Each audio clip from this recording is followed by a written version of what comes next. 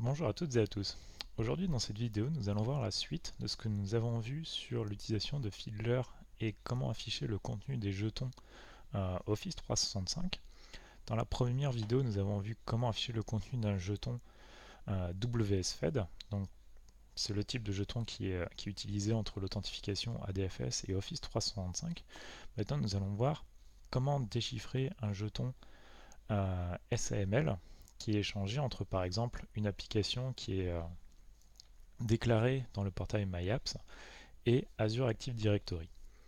Donc pour cela, dans le portail MyApps, donc on reprend là où on l'avait laissé la dernière fois, avec une application de démonstration qui s'appelle Claim X-Ray, où quand je clique dessus, on va avoir un nouvel onglet qui va s'ouvrir. On voit Account Active, Azure Active Directory, le login Microsoft Online, et on arrive sur notre application ADFS Help. Donc là, on a eu notre échange de tokens, et on va voir dans notre AsFiddler comment afficher le contenu.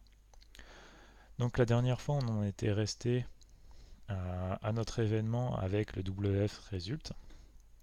Là maintenant, on va faire la même chose, mais cette fois-ci, ça va être notre login.microsoftonline.com qui va générer notre token.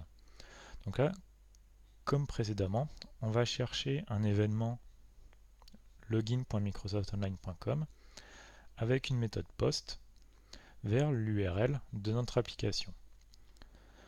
Ensuite, en restant dans notre vue XML, on a un input avec une balise qui s'appelle SML response.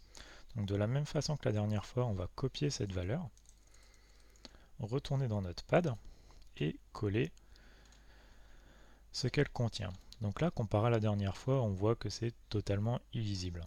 En fait, tout le contenu du jeton est codé en base 64. Donc là, vous avez juste à sélectionner tout ce qui est dans la partie value et à le décoder. Donc pour cela, comme la dernière fois, on a un petit widget sur Bing qui nous permet de le faire. Il suffit juste de taper decode base64 et ensuite cliquer sur le bouton decode. Donc là, on se retrouve avec notre fichier XML. On va retourner dans notre formateur HTML. Et si on affiche le contenu, voilà ce qu'on obtient. Donc là, on retrouve notre attribute statement avec l'ensemble des valeurs qui sont envoyées dans le jeton. Donc là, on a la vue brute des informations. Et si on retourne sur notre application de test qui est Claim X-Ray, on a une vue un peu plus lisible. Dans une prochaine vidéo, on détaillera comment installer Claim X-Ray dans Azure Active Directory. J'espère que cette vidéo vous aura été utile et je vous souhaite une bonne journée et à bientôt.